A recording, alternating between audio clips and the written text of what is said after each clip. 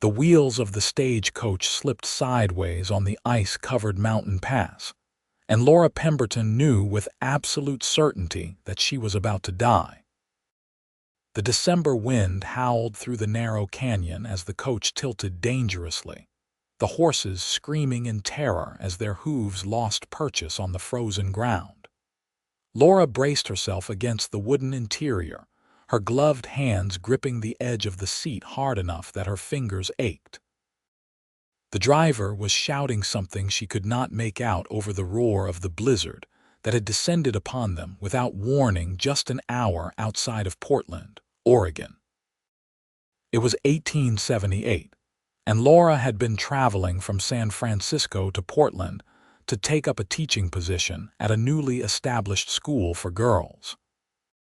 At 23 years old, she had imagined this journey would be the beginning of her independent life, a chance to escape the suffocating expectations of her wealthy family and forge her own path. Instead, she was careening toward what seemed like certain death on a mountain pass in the middle of nowhere. The coach lurched again, this time more violently. Laura heard the sickening crack of wood splintering, felt the world turn upside down as the entire vehicle began to roll. She was thrown against the ceiling, then the wall, her traveling bag flying past her face. Pain exploded in her shoulder as she collided with something hard. The sound was deafening, a cacophony of breaking wood, screaming horses, and the brutal indifference of the storm. Then everything stopped. Laura lay in a twisted heap, her breath coming in short, painful gasps. Snow was falling through a massive hole in the side of the coach, which now rested on its side at an angle that made her head spin.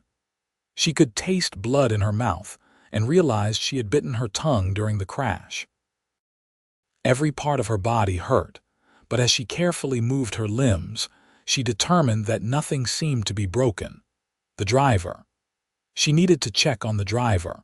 Laura struggled to pull herself upright, climbing over the wreckage of her belongings scattered throughout the interior.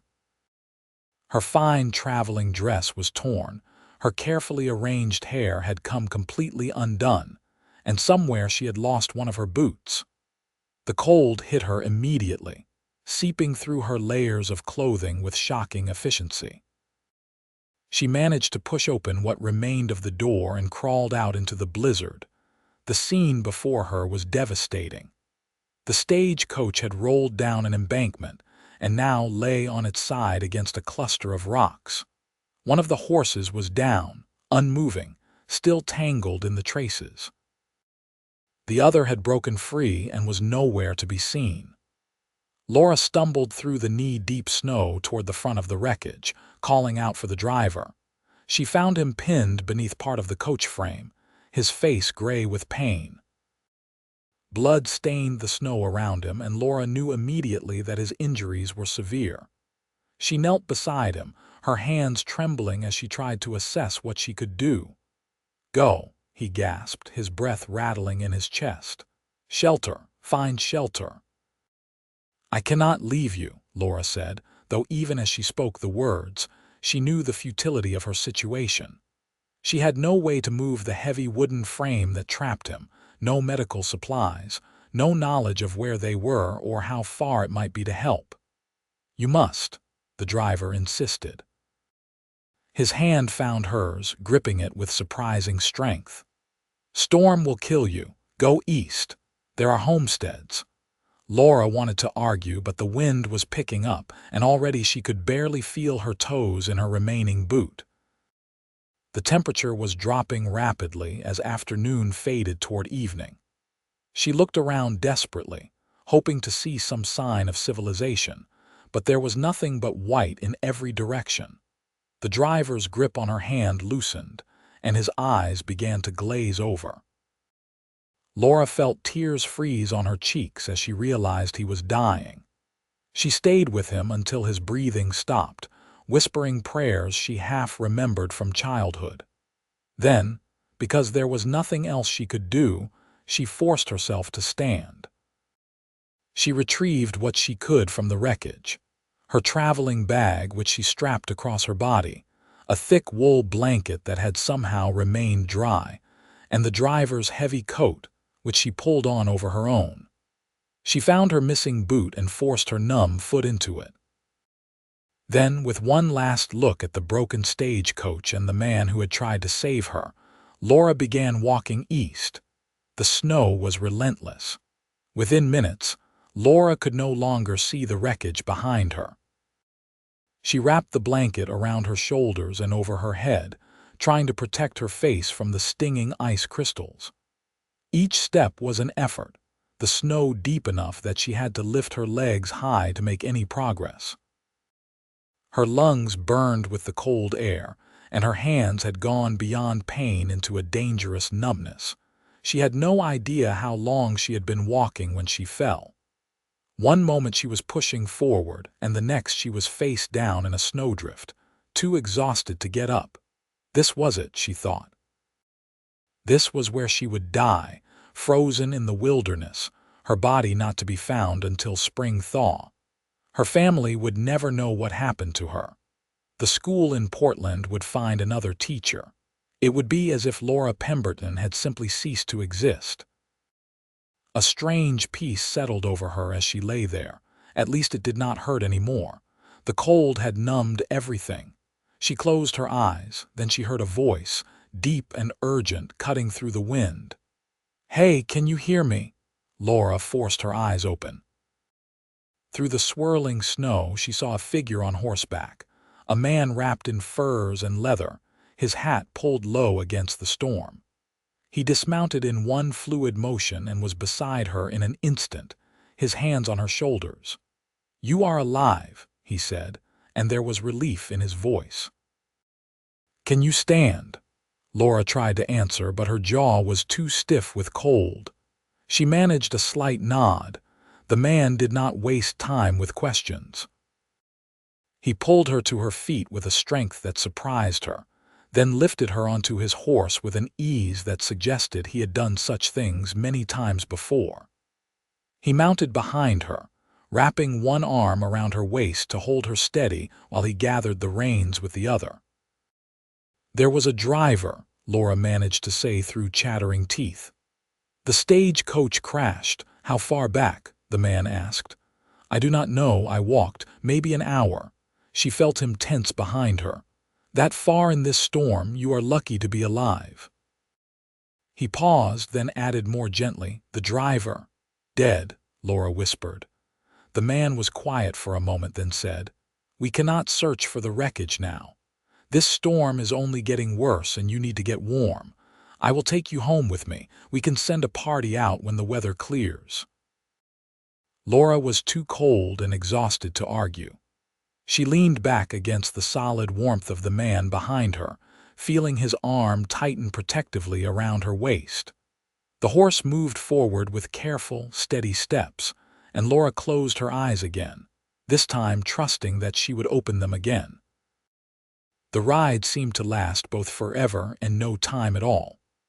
Laura drifted in and out of awareness, conscious only of the movement of the horse, the howl of the wind, and the solid presence of the man who held her. At some point, she became aware of buildings around them, the darker shapes of structures rising out of the white. Then they were stopping, and the man was dismounting and lifting her down. "Stay awake," he said firmly. "Just a little longer. Stay with me." He half-carried her through a door and into sudden, blessed warmth. Laura gasped at the shock of it, her body beginning to shake violently as her frozen limbs started to thaw. She was vaguely aware of being lowered into a chair near a fireplace, of the man kneeling in front of her and carefully removing her boots. "These are soaked through," he muttered. "Your feet are like ice." He looked up at her, and for the first time Laura got a clear look at his face. He was young, perhaps 25 or 26, with dark hair that curled slightly where it brushed his collar and eyes that were a startling blue even in the firelight. His face was angular, handsome in a rugged way, with a few days' worth of stubble darkening his jaw. There was concern in his expression as he studied her. "What is your name, Laura Pemberton?" she managed to say. "I am Matthew Irving," he said. "This is my ranch. You are safe here." He stood and moved away, returning moments later with more blankets and a cup of something hot that steamed in the cold air. "Drink this slowly," he instructed, wrapping her hands around the cup. "It is just broth, but it will help warm you from the inside." Laura did as she was told, sipping the hot liquid carefully. It burned her throat, but it was the best thing she had ever tasted. As the warmth began to spread through her chest, she started to take in her surroundings. They were in a well-built cabin, larger than she might have expected. The main room had a stone fireplace with a good fire burning, simple but sturdy furniture, and signs of careful maintenance everywhere. It was clearly the home of someone who took pride in their space. Matthew was moving efficiently around the room, stoking the fire, hanging her wet coat near the hearth, finding dry socks that he brought to her. "Can you manage to put these on yourself?" he asked. Laura looked down at her hands, which were still shaking badly. "I am not certain." Without comment, Matthew knelt again and gently took one of her feet. He dried it carefully with a cloth, his touch impersonal but kind, then worked the thick wool sock onto it. He repeated the process with her other foot, and Laura felt color rise in her cheeks at the intimacy of the gesture, even though she knew it was necessary. "Thank you," she said quietly when he finished. Matthew stood and met her eyes. "You nearly died out there." "Another hour, maybe less, and I would have been bringing back a body instead of a person." His voice was matter of fact, but there was something in his expression that suggested the thought troubled him. "How did you find me?" Laura asked. "I was out checking on cattle in the south pasture when the storm hit. I was heading back when I saw something dark against the snow. At first, I thought it was an animal, maybe a deer that had gotten caught in the weather. Then I got closer and realized it was a person." He shook his head. "What were you doing out there?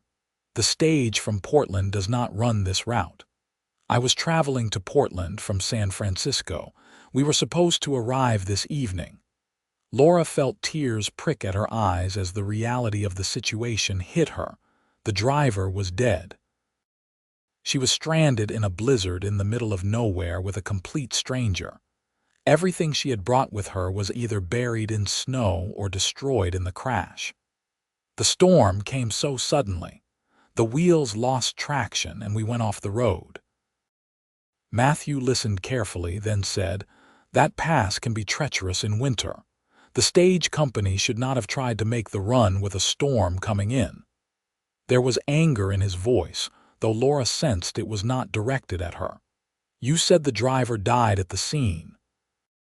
Laura nodded, not trusting herself to speak. "Then there was nothing you could have done," Matthew said firmly. "And walking out into that storm alone took more courage than most people have. You survived. That matters." They were quiet for a moment, the only sound the crackle of the fire and the wind howling outside. Laura's shaking was beginning to subside, though she still felt chilled to her core. Matthew seemed to notice because he brought another blanket and draped it over her shoulders. "I am going to take care of my horse," he said. "He carried us both through that storm and he deserves proper attention. Will you be all right here for a few minutes?" "Yes," Laura said. "Of course." Matthew pulled his coat back on and headed for the door, then paused and looked back at her. "The storm sounds worse. I may be a little while. If you get too cold, there is more wood by the fireplace. Do not hesitate to build up the fire." After he left, Laura sat in the quiet cabin and tried to process everything that had happened. This morning she had woken in a hotel in a small town south of Portland, excited and nervous about the new life awaiting her. Now she was in a stranger's home, having watched a man die and nearly died herself. The teaching position seemed like something from another lifetime. She looked down at herself and realized she was still wearing the driver's coat over her ruined dress. Beneath the blankets, she could feel her clothes were damp, and she knew she needed to get out of them before the chill settled deeper into her bones. But the only other clothes she had were in her traveling bag, which she noticed Matthew had set near the fire. Laura retrieved the bag and was relieved to find that most of its contents had remained relatively dry. She pulled out a clean dress, undergarments, and her nightgown, then looked around the cabin. There was a curtained area in the back that she assumed was the sleeping quarters. Matthew had not invited her to explore, but surely he would understand the necessity. She made her way behind the curtain and found a simply furnished bedroom with a large bed covered in a thick quilt, a dresser, and a washstand. Working quickly, Laura stripped off her wet clothes and used water from the pitcher on the washstand to clean herself as best she could. She was covered in bruises from the crash, she discovered, dark purple marks blooming across her ribs and shoulder. Her hands were scraped raw, and there was a cut on her forehead she had not even noticed. But she was alive. She dressed in the clean clothes, then braided her wet hair over her shoulder.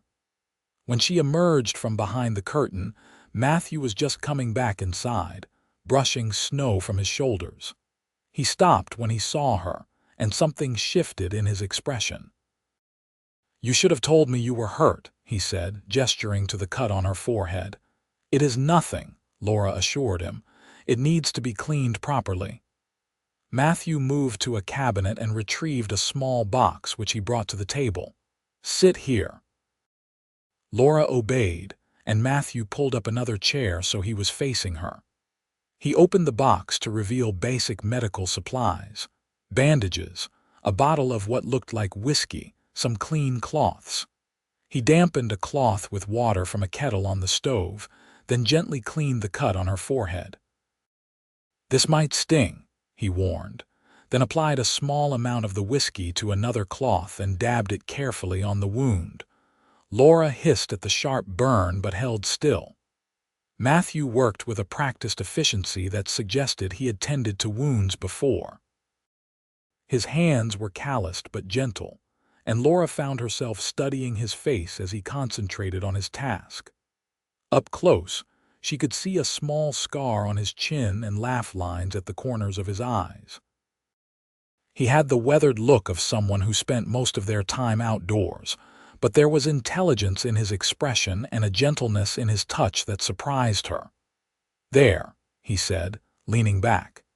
"It is not deep enough to need stitches, but you will have a bruise." "I have bruises everywhere," Laura admitted. Matthew's eyes darkened with concern. "Serious ones?" "I do not think so, just from being thrown around in the coach." "You should rest," Matthew said. "You have been through a terrible ordeal and your body needs time to recover." "Where will I sleep?" Laura asked, then felt her cheeks heat at the indelicacy of the question. If Matthew was bothered by it, he did not show it. "You will take the bed. I have blankets and can sleep out here by the fire." "I cannot take your bed," Laura protested.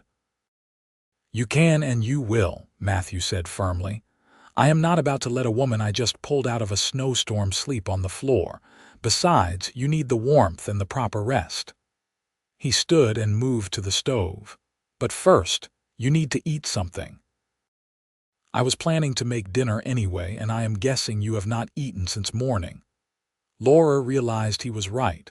Her last meal had been a hasty breakfast at the hotel, and her stomach was hollow with hunger.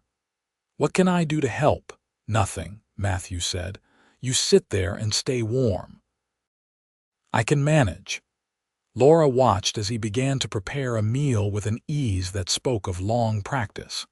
He worked efficiently, pulling out supplies from various places around the cabin: potatoes, dried meat, some carrots and onions that he had stored in a cool box.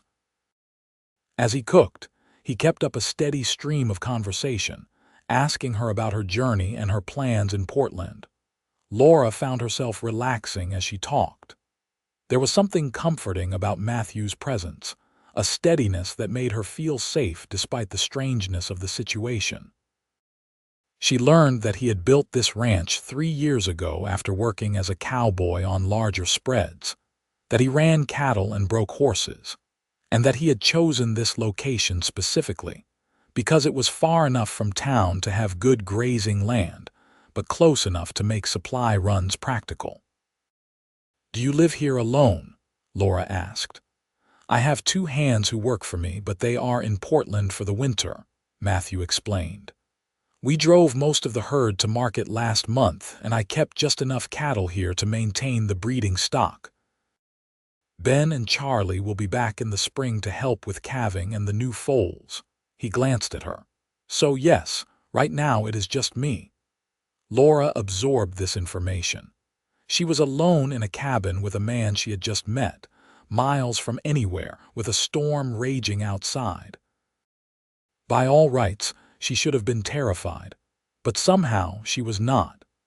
Matthew Irving had saved her life and shown her nothing but kindness and respect. She found that she trusted him, which was both reassuring and slightly unsettling.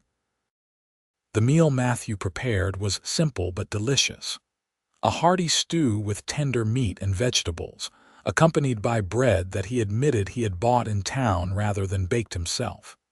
They ate at the small table, and Laura was surprised by how hungry she was. She finished 2 full bowls of the stew and a generous portion of bread. "Thank you," she said when she finally pushed her bowl away. "That was exactly what I needed." "Food and warmth can fix a lot of problems," Matthew agreed. He stood and began clearing the dishes. "The storm shows no sign of letting up. If anything, it is getting worse. You may be stuck here for a few days." "I hate to impose," Laura began. "You are not imposing," Matthew interrupted. "What else was I supposed to do, leave you to freeze? Besides, I could use the company.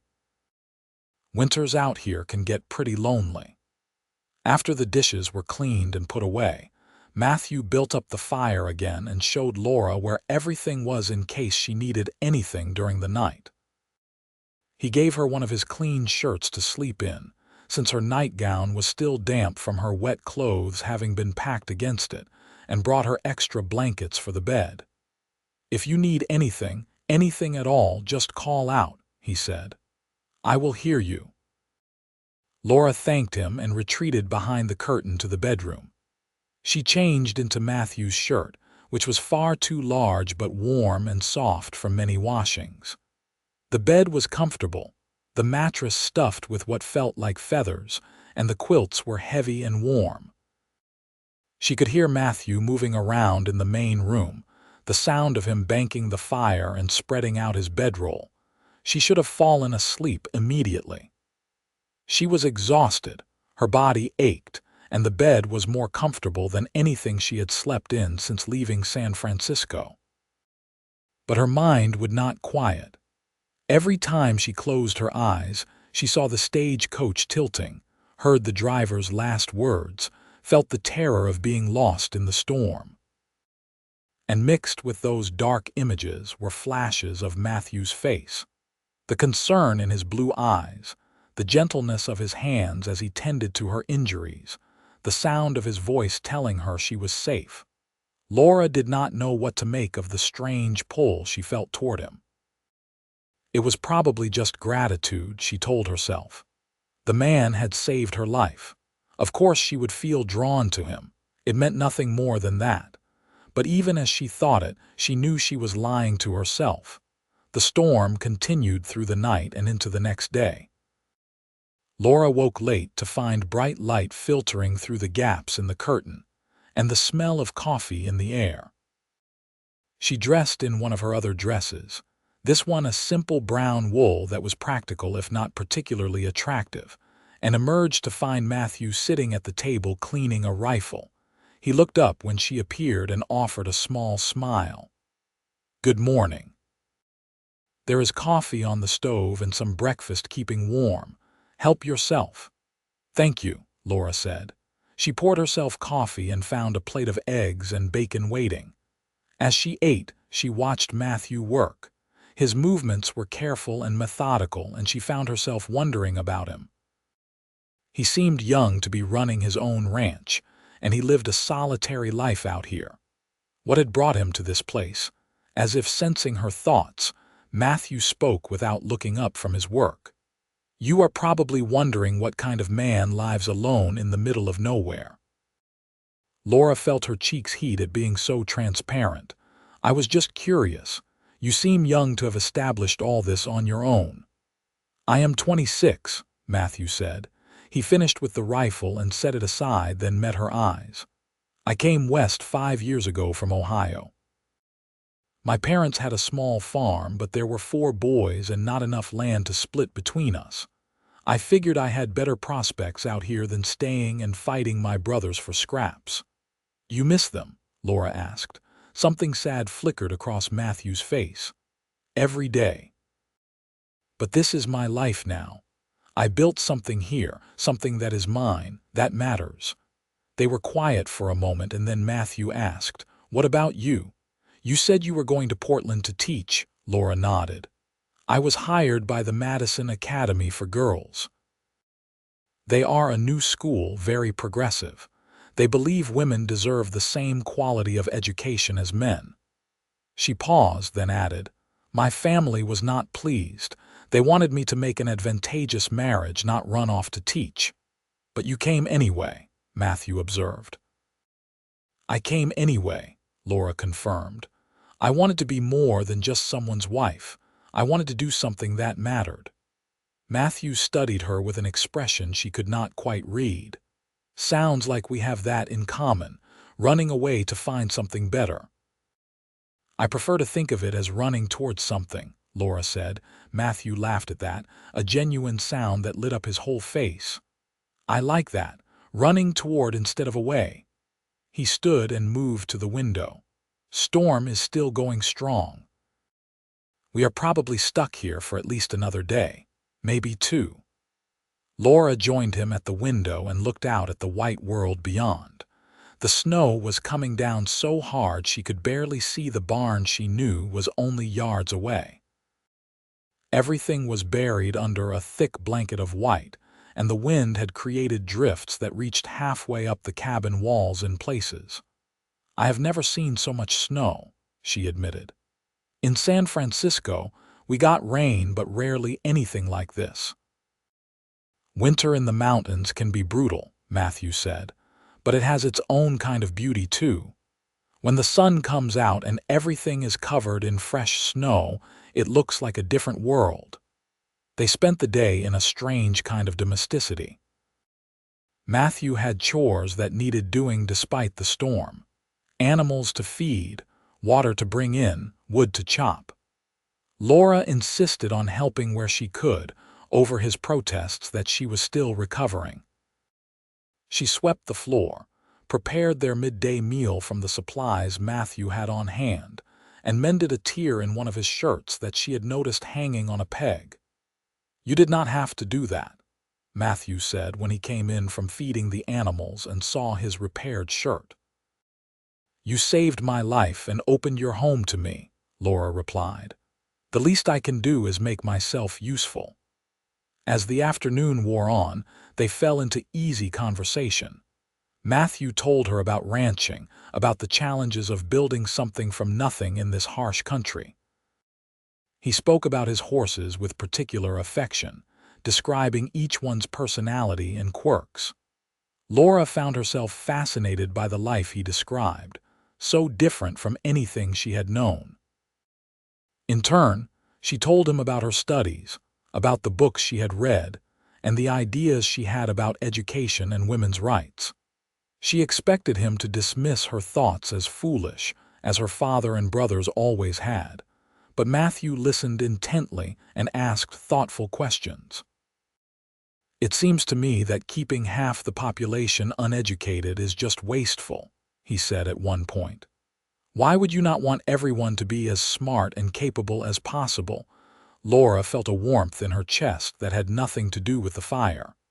Exactly, but try telling that to most men. Most men are fools, Matthew said bluntly, and Laura laughed. That evening, as they sat by the fire after dinner, Laura found herself studying Matthew again. He was reading a book, one of the few she had spotted on a shelf, and the firelight played across his features. He was handsome, she acknowledged to herself, but it was more than that. There was a goodness in him, a fundamental decency that showed in everything he did. "What are you thinking about?" Matthew asked, and Laura realized he had caught her staring. "I was thinking that I am very fortunate you found me," she said honestly, "and that you are not at all what I expected." "What did you expect?" Matthew asked, setting his book aside. "I am not sure," Laura admitted, "but everyone warned me that the West was full of rough men and danger, that a woman alone would be in constant peril." Matthew's expression darkened slightly. "There is truth to those warnings. This is not an easy place, and there are men who would take advantage of someone in your position. You were right to be cautious." "But you are not one of those men," Laura said. "No," Matthew agreed. "I am not." The moment stretched between them, heavy with something Laura could not quite name. Matthew held her gaze, and she saw something in his eyes that made her breath catch. Then he looked away, breaking the spell. "You should get some rest," he said, his voice slightly rough. "Tomorrow, if the storm breaks, I will need to ride out and find that stagecoach. The company will want to know what happened, and the driver deserves a proper burial." Laura nodded, though the thought of Matthew riding out into the cold made her anxious. "Please be careful." "Always am," Matthew said. The storm finally broke on the third day. Laura woke to silence and realized the howling wind had finally stopped.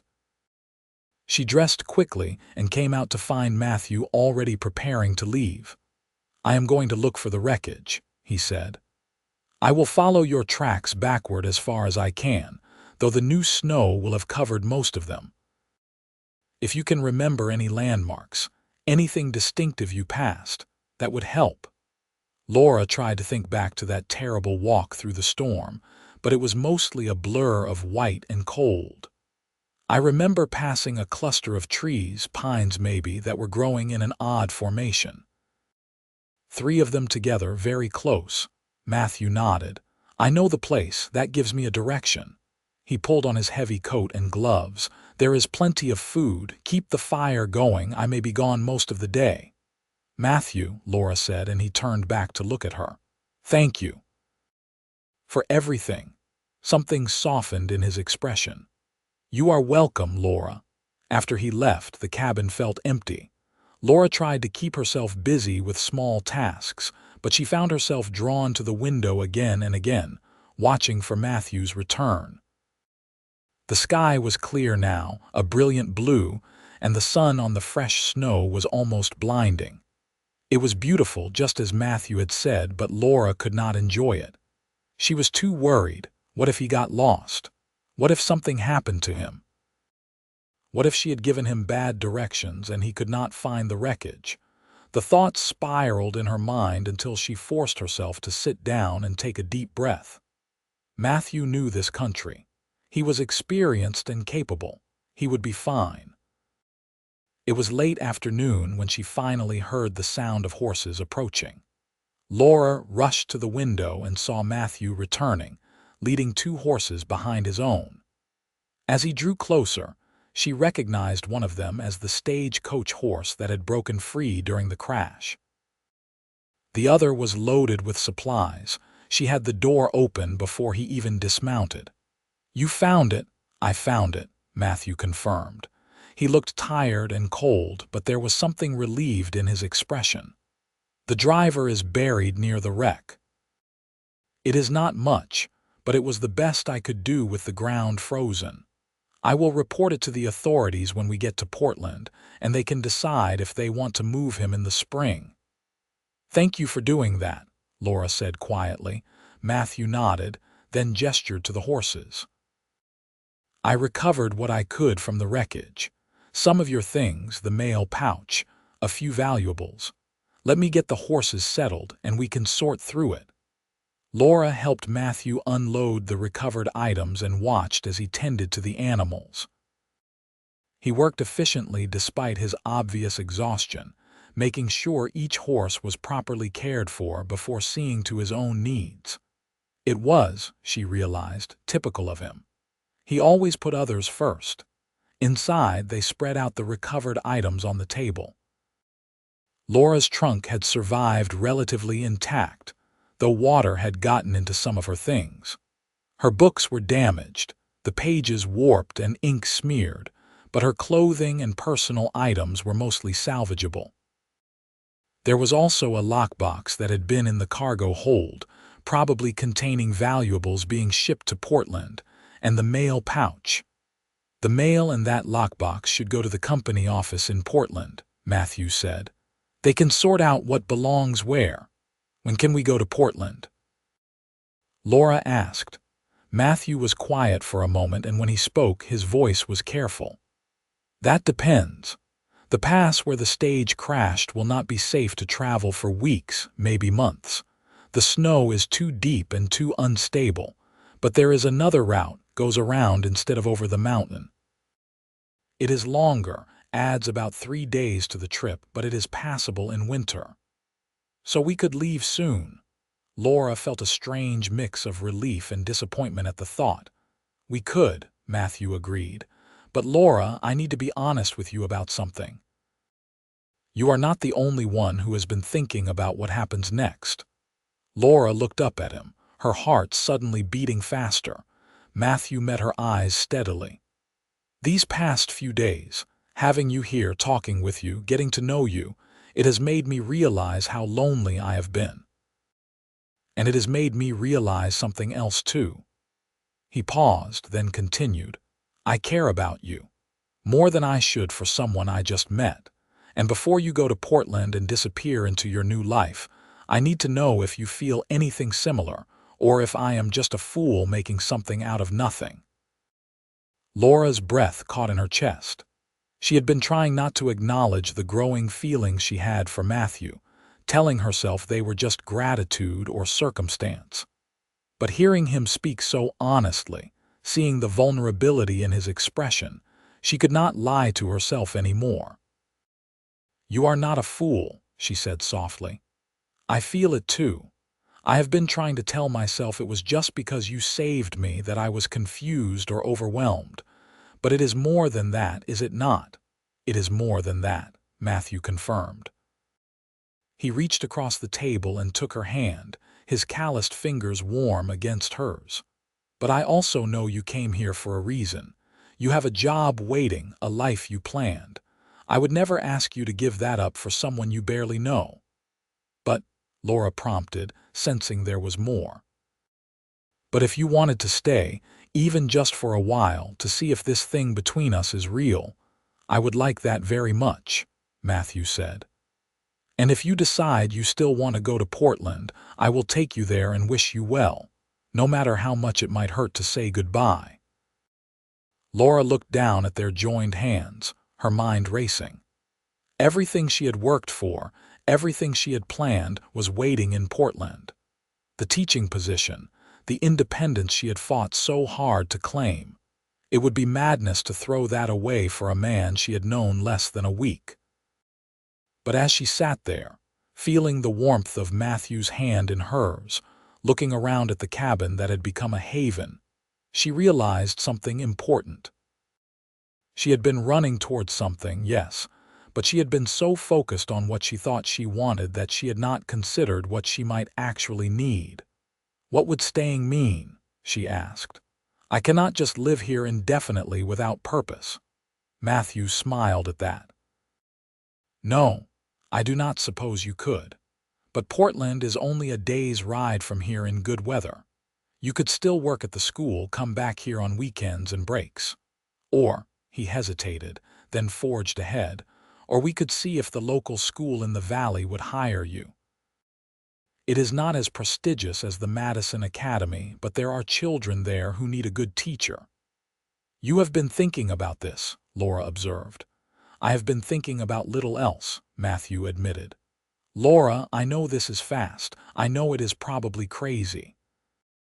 But I have never felt about anyone the way I feel about you, and life out here is uncertain enough that I have learned not to waste time when something important comes along." Laura stood and walked to the window, looking out at the snow-covered landscape. The sun was setting, painting the sky in shades of pink and gold, and the world looked peaceful and beautiful. She thought about her plans, about the life she had imagined for herself in Portland. Then she thought about the past 3 days, about the easy companionship she and Matthew had found, about the way he made her laugh and challenged her ideas and treated her as an equal. She turned back to face him. "I need to at least go to Portland and explain to the school what happened. They deserve to know why I did not arrive as expected." "Of course," Matthew said, "and I would like to send a telegram to my family, let them know I am alive," Laura continued. "They will have heard about the crash by now and they will be worried." "We can do that too," Matthew agreed. "But after that," Laura said, and saw Matthew lean forward slightly, hope flickering in his eyes. "After that, I would like to come back here. Not forever, not yet, but for a visit. A real visit, where we can spend time together and see if what we feel is real or just the result of extraordinary circumstances." "And if it is real," Matthew asked, "then we will figure out what comes next," Laura said. "Together." Matthew stood and crossed to her, and without thinking, Laura reached for him.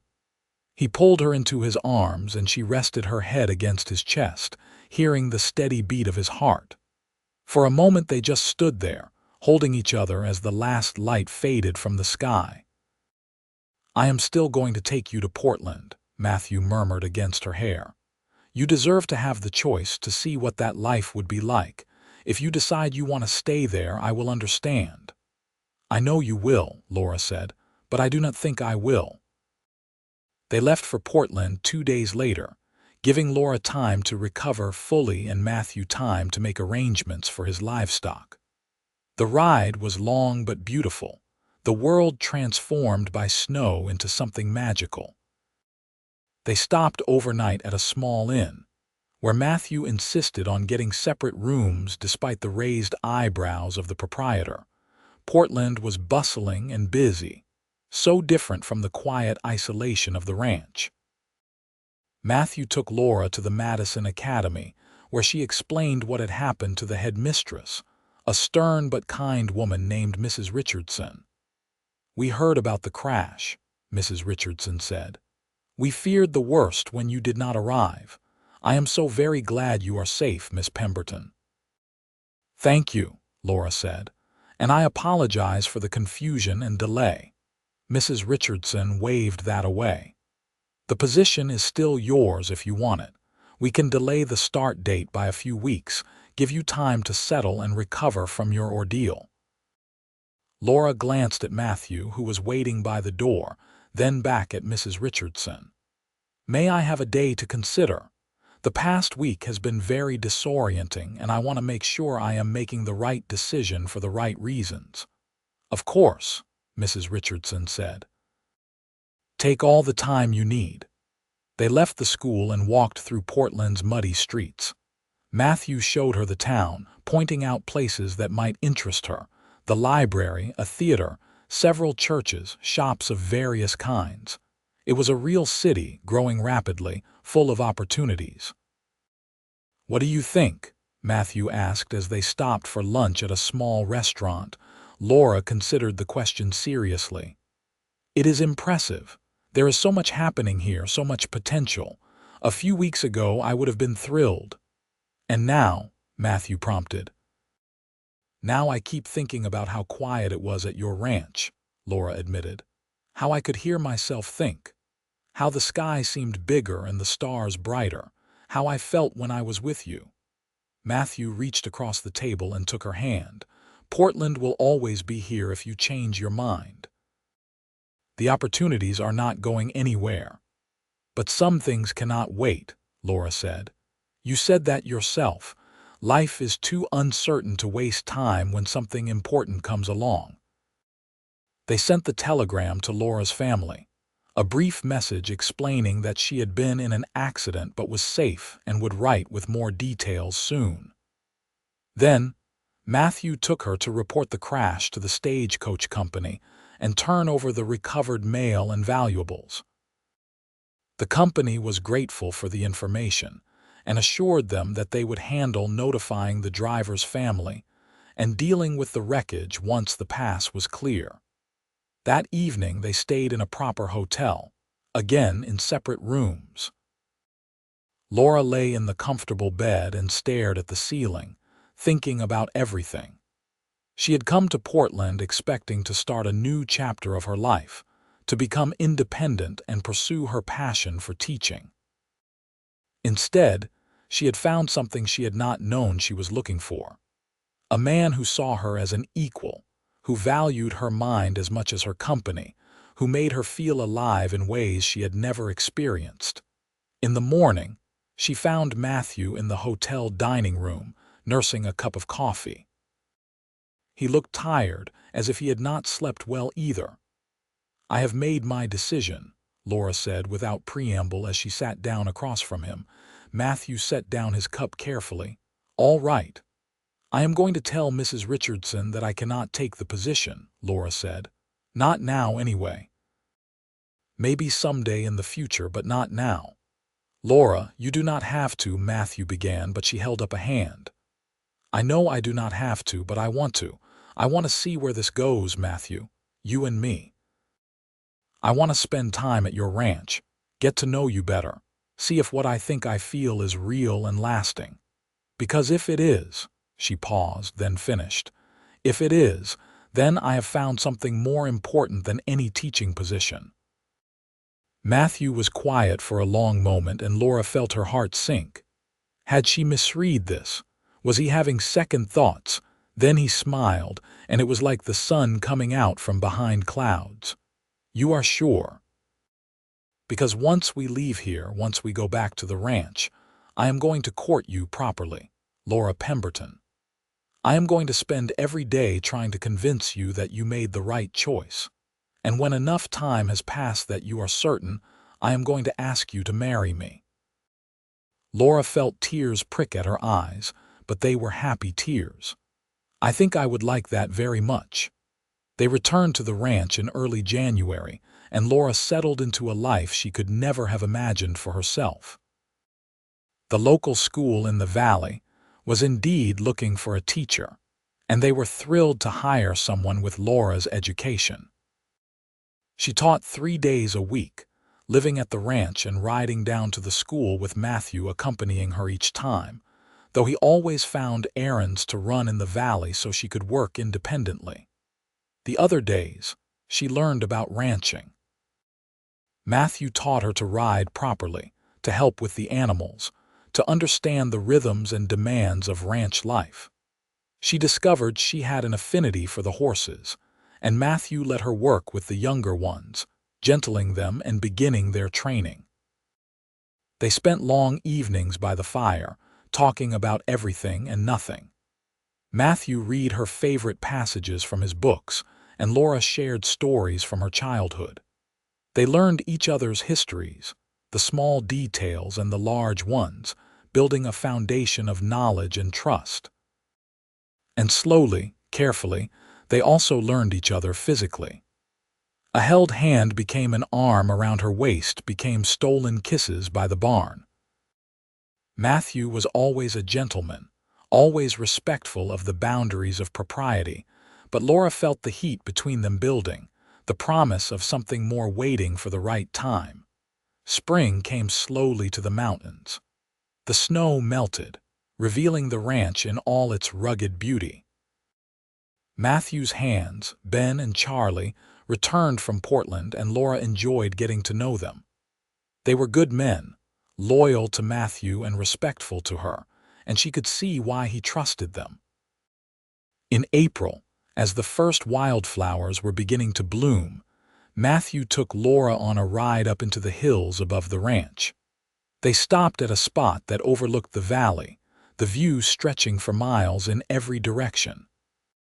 The air was sweet with the scent of pine and new grass, and the sky was the clear, endless blue of mountain spring. "I have been thinking about what you said back in Portland," Matthew said as they stood looking out over the landscape. "About me courting you properly. Have you?" Laura asked, her heart beginning to beat faster. "I have. And I have decided that 4 months is long enough to know what I want," Matthew continued. He turned to face her, taking both her hands in his. "I love you, Laura. I think I started falling in love with you the moment I saw you collapsed in the snow, and I have been falling deeper ever since.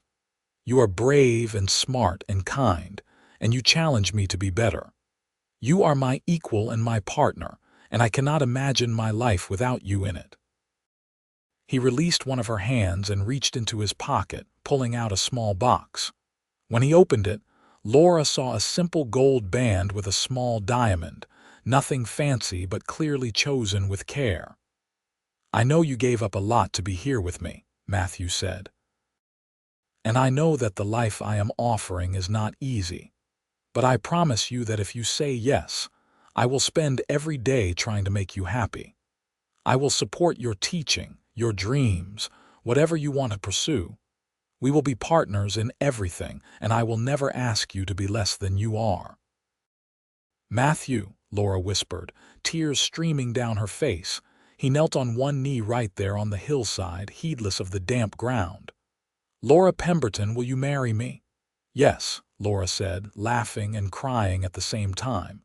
"Yes, of course, yes." Matthew stood and swept her into his arms, lifting her off her feet and spinning her around. When he set her down, he kissed her, deep and sweet and full of promise. Laura kissed him back, pouring into it all the love and joy she felt, all the hope for their future together. He slipped the ring onto her finger, and it fit perfectly. They were married in June in a small ceremony in the Valley Church. Laura's family came out from San Francisco, and though her father was skeptical about her choice, even he had to admit that Matthew Irving was a good man who clearly adored his daughter. Laura's mother cried through the whole ceremony, but they were happy tears.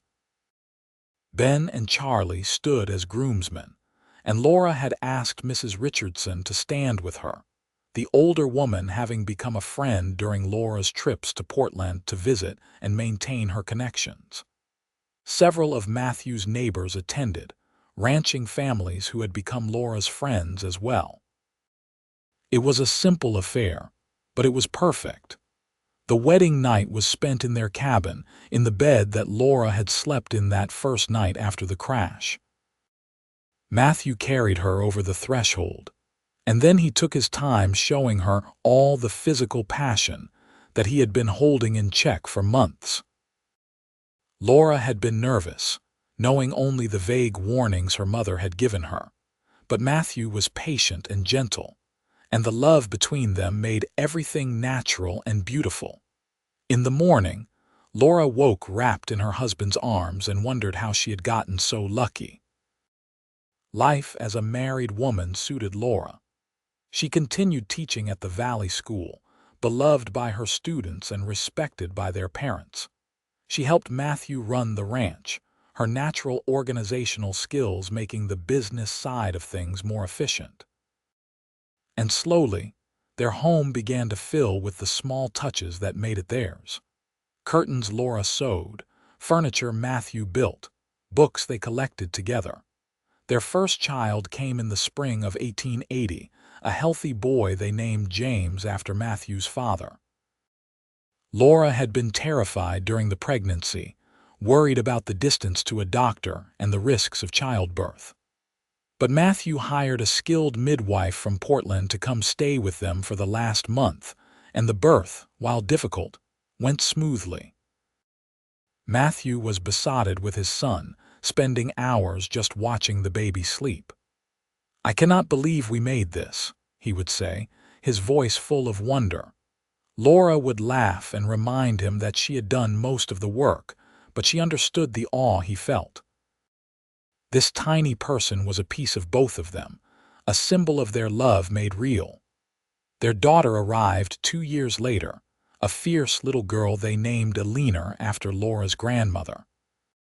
She had Matthew's blue eyes and Laura's stubborn streak, and from the moment she could walk, she was following her father around the ranch, determined to do everything her older brother could do.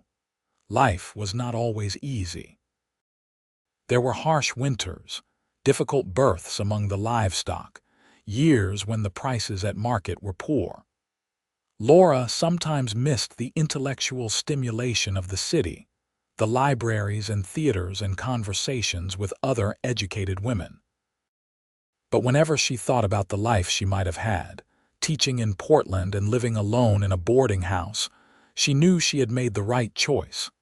Because she had Matthew, who still looked at her like she hung the moon, who supported her when she started a small library in the valley, collecting books and lending them to families who could not afford their own, who built her a small schoolhouse on their property so she could continue teaching when their children were old enough to attend, who was her partner in everything, just as he had promised on that hillside all those years ago. On a cool evening in October 1885, Laura stood on the porch of their cabin watching the sunset paint the sky. James was 7 now, helping his father in the barn with the evening chores. Alina was 5, supposedly napping inside but probably reading one of her favorite books instead. And Laura was pregnant again, though this one was making itself known earlier and more insistently than the previous 2. She heard footsteps behind her and felt Matthew's arms come around her waist, his hands resting on her swollen belly. "I never get tired of this view," he murmured against her ear. "Neither do I," Laura agreed. She leaned back against him, solid and warm. "Do you ever wonder what would have happened if you had not found me that day?" "Every once in a while," Matthew admitted. "But then I remember that I did find you, and you chose to stay, and we built this life together. And I think that maybe some things are just meant to be." Laura turned in his arms so she could face him. His face had more lines now, weathered by years of work and mountain sun, but his eyes were still the same brilliant blue, still looking at her with all the love he had shown since that first day. "I love you," she said simply. "And I have never regretted staying. Not for one moment. Even when you are stuck out here with a boring rancher instead of teaching at a prestigious school in the city," Matthew teased. "Especially then," Laura said, "because I would rather be here with you than anywhere else in the world." They stood together on the porch as the sun finished setting, painting the world in shades of gold and pink. In the barn, James was laughing at something his father had said. In the house, Alina was indeed reading instead of sleeping, her voice softly sounding out the words. And in Laura's belly, their third child was growing, another piece of the life they had built together. The stagecoach crash that had brought them together seemed like a lifetime ago, something that had happened to different people. Laura sometimes thought about that frightened young woman who had walked through a blizzard, determined to survive. That woman had been brave, but she had also been lost, running toward a dream that she thought would make her happy. This woman, the one standing in her husband's arms watching the sun set over their ranch, she was no longer lost. She had found her place, her purpose, her home. Not in Portland teaching wealthy girls, but here in the mountains teaching valley children and raising her own family. Not alone and independent, but partnered with a man who saw her as his equal and loved her fiercely. "Thank you," Laura said suddenly. "For what?" Matthew asked. "For finding me in the snow, for taking me home with you, for giving me time to choose, for loving me." Matthew smiled and pressed a kiss to her forehead. "Best decision I ever made, pulling you out of that drift. Changed my whole life." "Mine too," Laura said. They went inside as full darkness fell, calling James and Alina to wash up for dinner. The cabin was full of warmth and light and laughter, the sounds of a family settling in for the evening. Laura moved around the kitchen, preparing their meal with Aline's determined if somewhat clumsy help, while Matthew and James set the table. This was her life now. Not the one she had planned, but something infinitely better. A life built on love and trust and partnership, on shared dreams and mutual respect. A life that had started in the worst possible way, with death and danger and desperate cold, but had bloomed into something beautiful. After dinner, after the children were in bed and the dishes were clean, Laura and Matthew sat by the fire just as they had on that first night. Matthew pulled her close, and Laura rested her head on his shoulder, feeling the baby move inside her. "You think this one is a boy or a girl?" Matthew asked, his hand joining hers on her belly. "A girl," Laura said. "I have a feeling. As fierce as Aline, but with a bit more patience, I hope." Matthew laughed. "We could use more patience around here." "We could use a lot of things," Laura agreed. "But most of all, I think we have everything we need." She thought about all the years ahead of them, all the moments yet to come, watching their children grow, adding more to their family, building the ranch and the school and their life together. There would be challenges, she knew. Hard winters and difficult times, losses and disappointments. But they would face it all together, the way they had faced everything since that snowy day when he had found her and said those words that changed her life. "I will take you home with me." Home. That was what this was. Not just a place, but a person. The man whose steady heartbeat she could hear beneath her ear, whose arms held her safe, whose love had given her roots even as it let her keep her wings. The fire crackled and popped, casting dancing shadows on the walls. Outside, the wind whispered through the pines, carrying the scent of autumn. Inside, Laura and Matthew sat in comfortable silence, two people who had found each other against all odds and built something lasting. "Tell me again," Laura said suddenly. "About that day. What you were thinking when you saw me in the snow." Matthew was quiet for a moment, his hand stroking her hair. "I was thinking that the storm had claimed another victim, that I was too late. Then you moved just a little and I thought maybe there was a chance. So I jumped down and ran to you, and when I saw you were still breathing, still fighting, I knew I had to get you to safety." "Did you know then," Laura asked, "that I would change everything?" "No," Matthew admitted. "I just knew I could not let you die. But later, when you were sitting by the fire in my cabin, looking so fierce and fragile all at once, I felt something shift, like my life had just turned in a direction I had not seen coming." "Mine too," Laura whispered. "I was so scared and so lost, and then there you were, my cowboy in the storm." "Your cowboy," Matthew repeated, and she could hear the smile in his voice. "I like that." They sat in the firelight until late into the night, talking and dreaming and planning. When they finally went to bed, Laura fell asleep almost immediately, safe and warm and loved. She dreamed of snow, but this time it was not frightening. This time she was not lost and alone. In her dreams, she walked through the white world hand in hand with Matthew, their children playing nearby, their home waiting in the distance. The snow was beautiful, peaceful, a blank canvas for the life they were creating together. When she woke in the morning, Matthew was already up, the smell of coffee drifting in from the main room. Laura lay in bed for a moment, her hands on her belly, feeling the baby move. Their third child. Their growing family. Their beautiful, unexpected life. She thought about the letter she needed to write to her mother, about the lessons she had to prepare for her students, about the 100 small tasks that made up her days. But mostly she thought about how grateful she was for every single moment, even the hard ones, because they had led her here. Laura got up and dressed, braided her hair, and went out to join her family. Matthew looked up when she entered and smiled that smile that still made her heart skip. James was already asking questions about whether they could ride out to check the fence line today. Alina was picking at her breakfast, more interested in the story she was trying to tell than the food on her plate. This was home. These people, this place, this life. Laura had been on her way to Portland to teach young women about literature and mathematics, to help them become educated and independent. She had thought that was what she wanted, what she needed.